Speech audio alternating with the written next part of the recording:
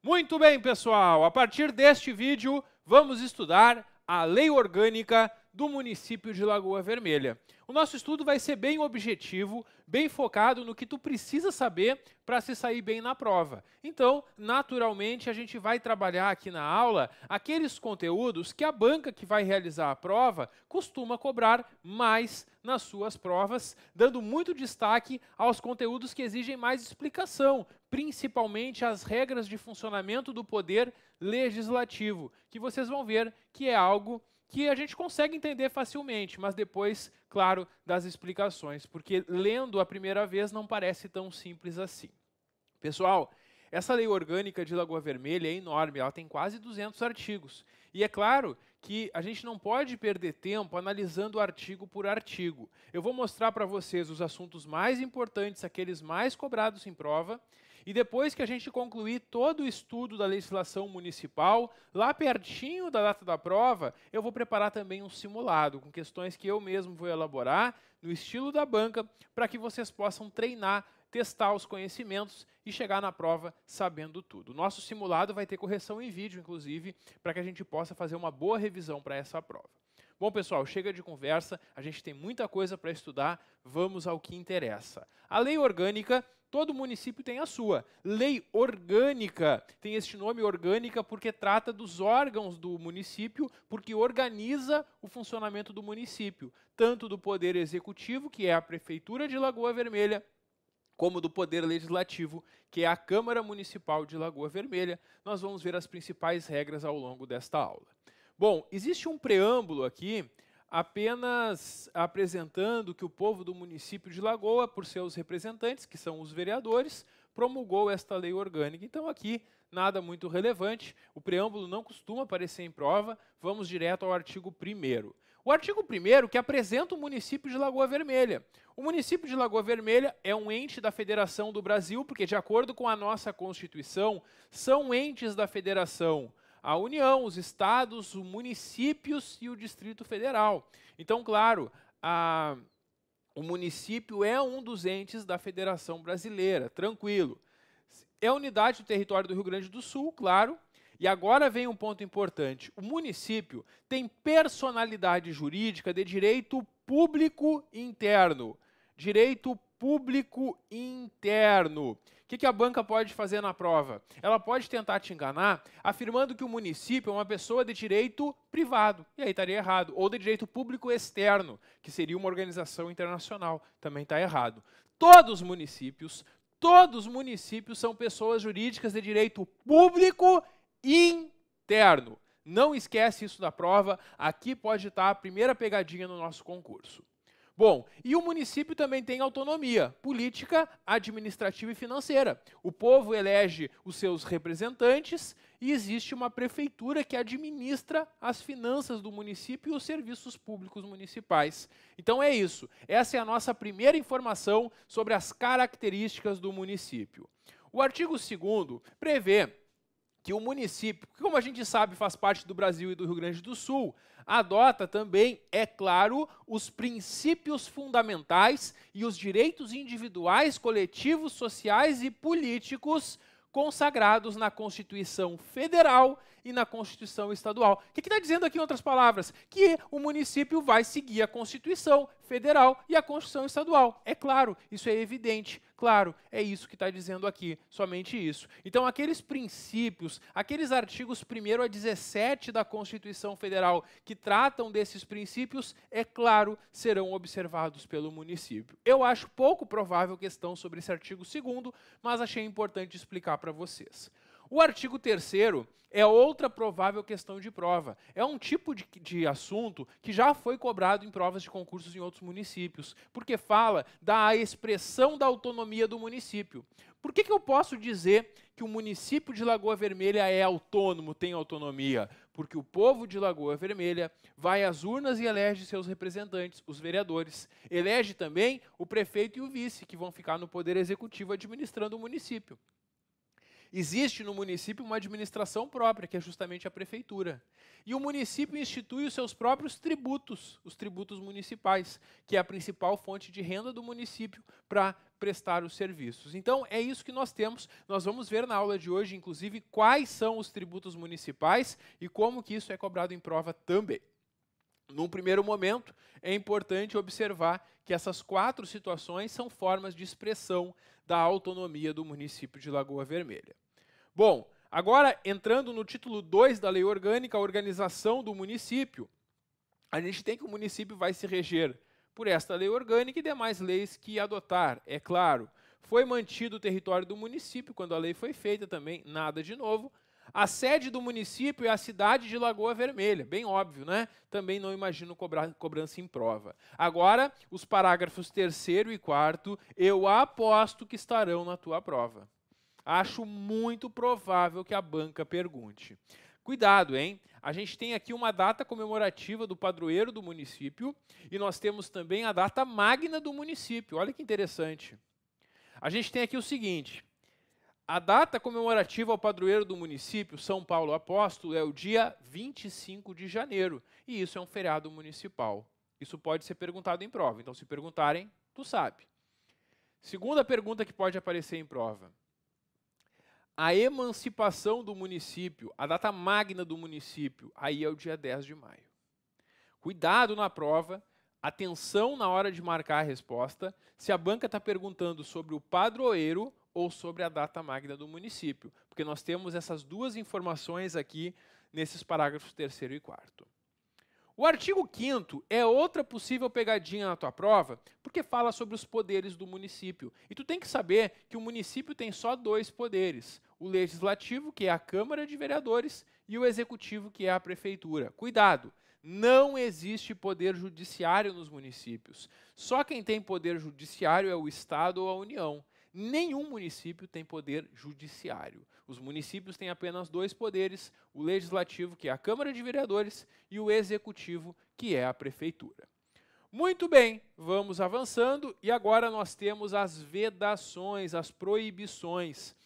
Isso também é bastante cobrado em prova. Nós temos que saber o que é vedado, o que é proibido ao município. Primeiro, o município não pode utilizar um estabelecimento gráfico, jornal, estação de rádio, televisão, nada com dinheiro público, com espaço público de comunicação, para fazer propaganda político-partidária ou fins estranhos à administração. Essa é a primeira proibição. Que mais? O município não pode criar religiões, ele não pode estabelecer cultos religiosos ou igrejas, não pode subvencionar, quer dizer, não pode injetar dinheiro neles, e também não pode embaraçar, não pode atrapalhar o exercício ou manter com eles ou seus representantes relações de dependência ou aliança. Em outras palavras, município não se mete com religião, nem ajuda, nem atrapalha. É isso, as religiões não podem ser afetadas pelo município, nem favorecidas, nem desfavorecidas.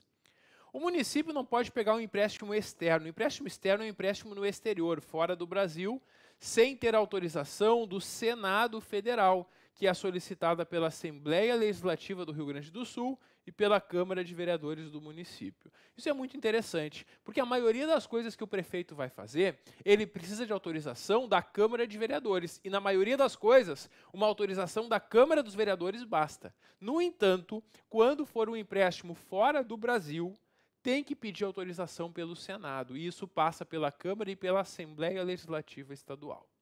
Muito cuidado com isso.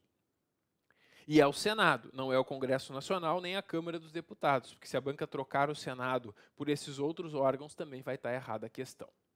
Também é vedado, é proibido ao município lançar impostos que conflitem com as leis tributárias do Estado e da União. Não pode lançar um imposto que seja proibido pela legislação tributária. Não pode recusar fé a documentos públicos, os documentos públicos têm uma presunção de legitimidade, e não pode criar distinções, diferenças entre brasileiros ou preferências entre si. Por exemplo, neste concurso público de Lagoa Vermelha, eu teria algum privilégio por ter nascido no município ou por morar no município? Eu tenho mais pontos na prova do que quem vem de fora fazer? Não. Por quê? Porque o município não pode fazer isso. O município não pode criar distinções entre brasileiros ou preferências entre si. tem que tratar os brasileiros da mesma forma, sem privilégios e sem prejuízos. É isso que nós temos aqui nas proibições do município. E é muito possível que na hora da prova a banca mude uma palavrinha das vedações para inverter o sentido, para tentar dizer que alguma dessas coisas é permitida. E vocês sabem que não. Tudo isso é vedado, tem muita chance de aparecer em prova, não esquece de revisar depois. Muito bem. Próximo assunto aqui na lei orgânica são os bens do município. Na Constituição Federal tem bens que pertencem à União. Na Constituição Estadual estão os bens do Estado. E aqui, na Lei Orgânica de Lagoa Vermelha, estão os bens que pertencem ao município. Todos os bens que pertenciam ao município quando essa lei orgânica foi feita continuaram pertencendo, e os que ele vier a receber depois. Demais bens que essa lei orgânica diga que são do município. Águas públicas de uso comum situadas exclusivamente no território do município. Isso é interessante, porque se tem um rio que banha mais de um município, ele não pertence ao município. Ele vai pertencer, conforme o caso, ao Estado ou à União. Agora, se tiver uma água pública de uso comum apenas dentro do município, que não sai dos limites do município, esse bem vai ser do município de Lagoa Vermelha. Também inventos e criação intelectual surgidos sob remuneração, custeio ou prêmio público municipal. Se os servidores fizerem um invento, uma criação, isso vai ser um bem também do município. Sobre as águas públicas de uso comum, são assim consideradas as fontes e os reservatórios públicos, bem como as nascentes que constituam o caput fluminis. Nossa senhora, falamos até latim agora. Pessoal, não se preocupa com isso para a prova. Eu até coloquei uma observação aqui no material que caput fluminis significa cabeceira de um rio. É um detalhe técnico sobre a questão geográfica dos rios pertencerem ou não ao município. É algo que eu não imagino que venha aparecer em prova. Mas, se aparecer, tu já sabe o que significa esse caput fluminis. Caput que é cabeça, né? E fluminis que está ligado a rios. Isso do latim, então, significa cabeceira de um rio. Pessoal, vamos seguindo aqui, e o artigo 8º, ele fala que o Poder Executivo, a Prefeitura de Lagoa Vermelha, vai manter um registro permanente de todos os bens municipais, devidamente cadastrados e identificados por numeração. E aqui nós temos algumas regras para o cadastro dos bens imóveis, para o cadastro dos bens móveis e para cadastro de bens incorpóreos. Os bens imóveis são cadastrados mediante certidão da matrícula imobiliária. Os bens corpóreos móveis vai ter o inventário permanente. A prefeitura vai manter o inventário de todos os bens que pertencem ao município. Todo ano eles verificam se está tudo lá no lugar. E os bens incorpóreos são títulos que representam e termos de custódia. É assim que estão registrados os bens que pertencem aqui ao município. Mas nós temos mais algumas regrinhas sobre bens. O artigo 9º fala sobre alienação de bem imóvel municipal. Bom, os bens imóveis do município são prédios, terrenos que pertencem ao município. E esses bens imóveis, para que possam ser alienados, o que é alienar um bem? É transferir para outra pessoa. Para que o município se desfaça de um bem alienando, pode ser uma venda, pode ser uma doação. Para que o município aliene um bem imóvel, são necessários 4 requisitos. E a banca pode, na prova, te perguntar esses 4 requisitos para o município alienar um bem imóvel. Primeiro, tem que ter um interesse público justificado. A prefeitura vai justificar por que ela vai se desfazer daquele bem. Às vezes tem um bem que não está sendo usado para nada, que está dando prejuízo parado, e aí o município se desfaz dele para utilizar o dinheiro para outras coisas. Tudo bem, tem que estar justificado. Por que o município quer se desfazer do bem? Segundo, a avaliação do valor do bem. É feita uma avaliação para apurar quanto que vale aquele bem, e o município não vai vender por um valor menor ao que ele vale. Tem que ter uma lei autorizativa específica. A Câmara de Vereadores vai ter que aprovar uma lei autorizando o município a alienar o bem. Então, sempre que o prefeito quer vender um bem, ele vai enviar um projeto de lei para a Câmara, para que a Câmara autorize. E aí tem que fazer uma licitação, na forma da legislação de licitações, abre uma licitação para que os interessados possam oferecer propostas, e aquele que der o maior valor vai adquirir esse bem municipal, se for um caso de venda. Então essas são as regras sobre alienação. A alienação, como eu falei para vocês, é quando transfere para um terceiro um bem. Pode ser venda, pode ser doação, pode ser investidura, pode ser dação em pagamento, pode ser permuta, que é a troca de um bem por outro. Tudo isso, todas essas são formas de alienação. E a licitação pode ser dispensada nos casos que a lei de licitações permitir. Nos casos que a legislação de licitações permite, pode não se licitar, pode se fazer essa dispensa de licitação. Bom, pessoal, agora nós temos aqui, no artigo 11, as regras sobre a aquisição onerosa de bem. A aquisição é o contrário da alienação, né? A aquisição é quando o município adquire, quando o município compra um bem ou recebe como doação. E a alienação, a aquisição, melhor dizendo, a aquisição, ela pode ser onerosa ou gratuita. Onerosa é quando o município paga. Gratuita é quando ele não está pagando, ele está recebendo como doação ou como pagamento. A aquisição onerosa deve ser feita a devida caracterização. O que o município quer comprar? Justificar a destinação, para que aquilo vai ser utilizado, já que vai gastar dinheiro público.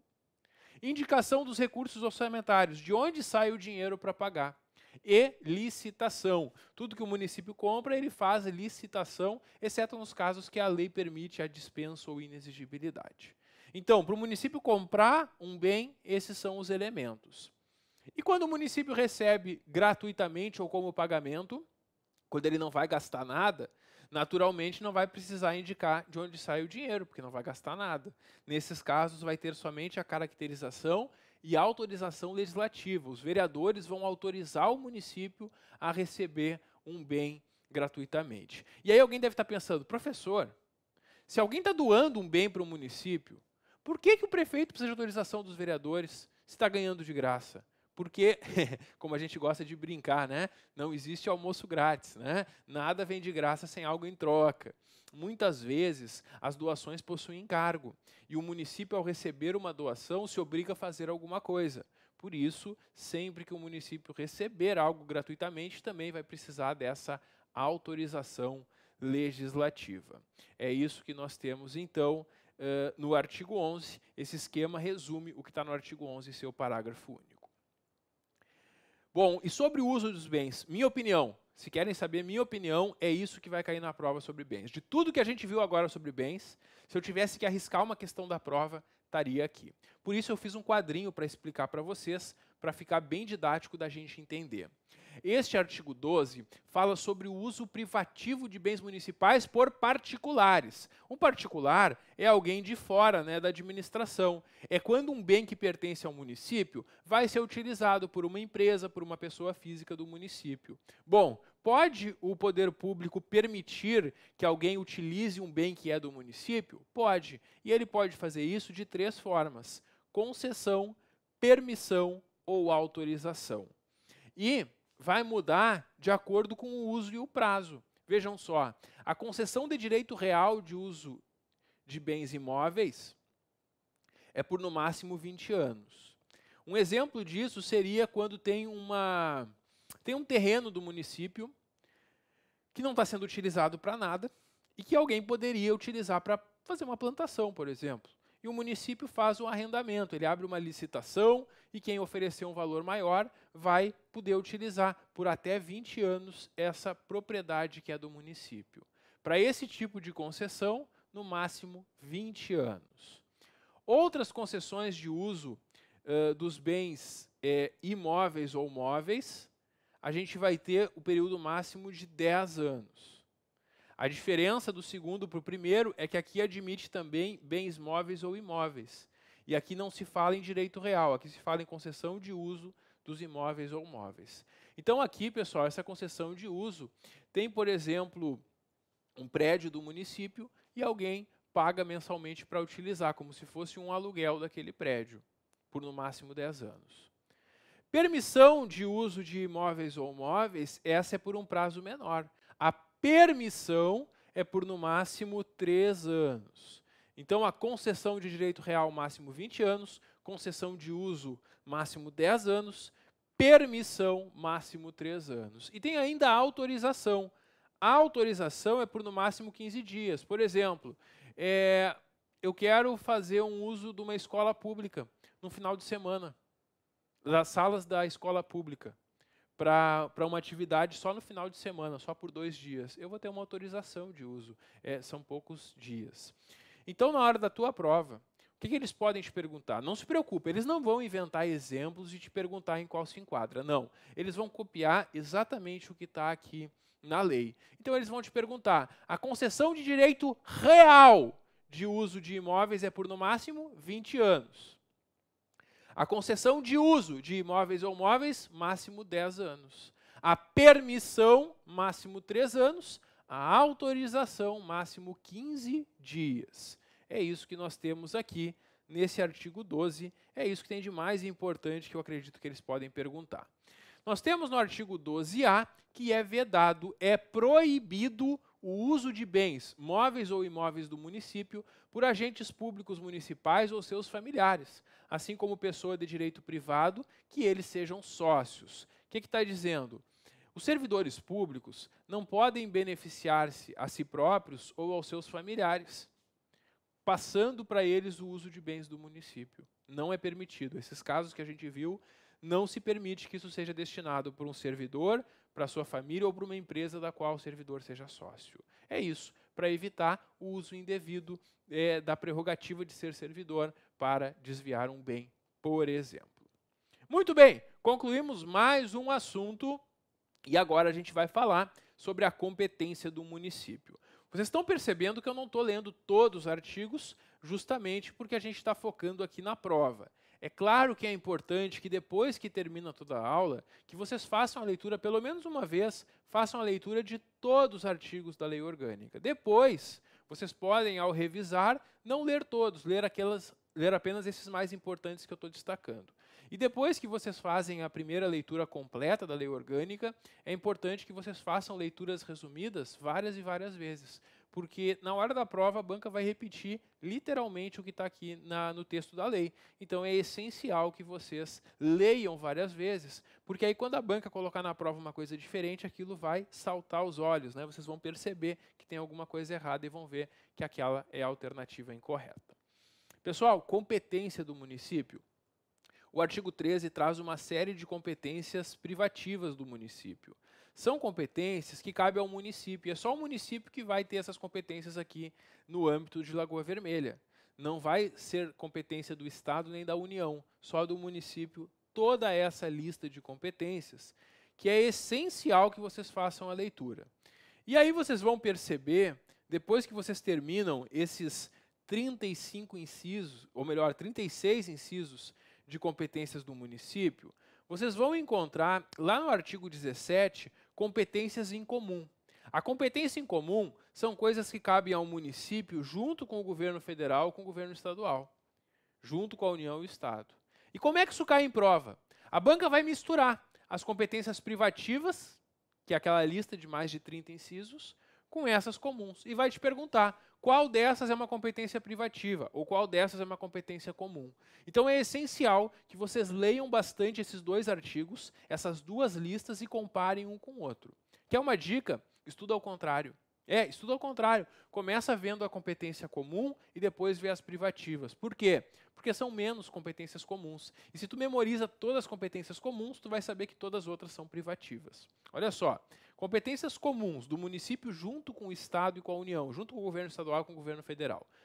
Respeitar a Constituição e as leis, conservar o patrimônio público, cuidar da saúde e assistência pública. A questão da saúde é competência de todos, não é só o município. Também o Estado e a União devem prestar serviços de saúde. Também a garantia dos direitos das pessoas com deficiência, proteção de bens de valor histórico, artístico, cultural, obras de arte, meios de acesso à cultura, educação e ciência, proteção ambiental, preservação de florestas, produção agropecuária, construção de moradias, programas habitacionais, saneamento básico, combate à pobreza e marginalização, aqui é o serviço social, registro, acompanhamento e fiscalização das concessões de pesquisa e exploração de recursos hídricos e minerais no seu território e ainda a política de educação para a segurança do trânsito. Tudo isso, todas essas são competências comuns do município. São competências que o município tem, então, junto com o governo federal e com o governo estadual. E na hora da prova, após fazer a leitura deste artigo 17 e do artigo 13, que traz as competências privativas, tu vai conseguir identificar o que cabe só ao município, o que cabe a todos. Quando a gente olha a competência privativa, a gente vai ver que o município legisla sobre assuntos de interesse local, institui e arrecada os tributos da sua competência, eu vou mostrar para vocês quais são, como por exemplo o IPTU, institui e impõe multas quando alguém infringe as suas normas, elabora as suas normas orçamentárias, dispõe sobre os seus próprios bens, o adequado ordenamento do território do município, elabora o seu plano diretor, que é a principal norma de desenvolvimento urbano, estabelece servidões, regulamenta o uso dos espaços públicos, das ruas, dos logradouros públicos, o transporte coletivo urbano, fixando itinerários, ponto de parada e as tarifas, cria e organiza e suprime distritos, sobre regime de permissão ou concessão ou diretamente presta os serviços públicos de interesse local, de interesse dos habitantes do município. E aí segue uma série de outras competências que eu vou deixar para vocês fazerem a leitura. Esses artigos 14, 15 e 16 que estão aqui no meio não são muito cobrados, mas sempre é bom dar uma lida também, destacando o artigo 15, que diz que o alvará fornecido a uma pessoa física ou jurídica que comprovadamente praticar um ato de discriminação atentatória de direitos e liberdades fundamentais, vai ser cassado esse alvará, vai ser retirado. E os serviços permitidos, concedidos ou autorizados pelo município, quando o município permite que a iniciativa privada preste o serviço, obrigatoriamente a cada 6 meses o município faz uma vistoria para ver a qualidade. Por exemplo, transporte público. Se tem uma empresa prestando transporte público, pelo menos de 6 em 6 meses a prefeitura faz uma vistoria para ver se o serviço está sendo executado direitinho. Então é isso que nós temos aqui de mais importante nessa parte de competências do município. Tem ainda a competência suplementar, que é basicamente o seguinte: existem leis federais e estaduais sobre diversos assuntos, e o município pode suplementar, fazendo leis municipais sobre aqueles mesmos assuntos, mas tratando de assuntos peculiares do município que não estão abordados na lei federal ou estadual. Essa é a competência suplementar do município. O nosso próximo assunto é a administração pública, e esse assunto eu vou deixar para o nosso próximo vídeo. Dá um clique que eu já volto. Até logo.